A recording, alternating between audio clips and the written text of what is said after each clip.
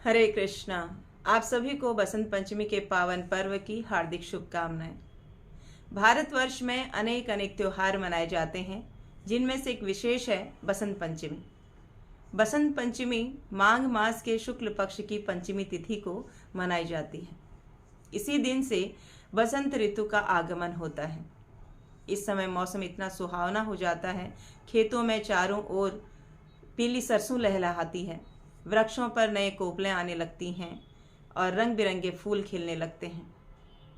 तो यह पर्व बहुत ही उल्लास और उत्साह के साथ पूरे भारतवर्ष में मनाया जाता है। इस समय मौसम ना तो अधिक गर्मी होती है, ना ही अधिक सर्दी होती है। सभी पेड़ पौधे पशु पक्षी आनंद में मग्न दिखाई देते हैं। पुष्पों की सुगंध, पक्षियों का कलरव मन को लुभाने लगता है। ऐसे शुभ समय पर बसंत पंचमी का आगमन होता है। बसंत पंचमी पर माँ सरस्वती की पूजा की जाती है। अनेक स्थानों पर इस दिन माँ सरस्वती, जो कि ज्ञान की देवी हैं, उनके लिए भव्य पंडाल सजाए जाते हैं। बसंत पंचमी को माँ सरस्वती देवी का जन्मदिन भी माना जाता है। छोटे छोटे बच्चों से लेकर बड़े बूढ़े सभी इस उत्सव को आनंद से मनाते हैं। इस दिन सभी पीले वस्त्र धारण करते हैं और पीली मिठाई बांटते हैं। आइए जानते हैं बसंत पंचमी क्यों मनाई जाती है। सृष्टि के प्रारंभिक काल में भगवान विष्णु की आज्ञा से ब्रह्मा जी ने मनुष्य योनि की रचना की, मगर ब्रह्मा जी संतुष्ट नहीं हुए। फिर ब्रह्मा जी ने दोबारा से विष्णु जी से आज्ञा ली और उन्होंने अपने कमंडल का जल पृथ्वी पर डाल दिया। कमंडल का जल पृथ्वी पर गिरते ही पृथ्वी कांपने लगी और एक चतुर्भुज रूप में एक देवी प्रकट हुई। उस देवी के एक हाथ में वीणा था, दूसरा हाथ वरदान देने की मुद्रा में था, तीसरे हाथ में पुस्तक थी और चौथे हाथ में माला थी। इस देवी ने वीणा से मधुर राग छेड़ा तो संसार के सभी जीवों को वाणी प्राप्त हुई। तब ब्रह्मा जी ने उस देवी को नाम दिया वाणी की देवी सरस्वती। इनसे संगीत की उत्पत्ति भी हुई है, तो इनका नाम पड़ा संगीत की देवी। बसंत पंचमी के दिन विद्या और ज्ञान की देवी की पूजा धूमधाम से की जाती है।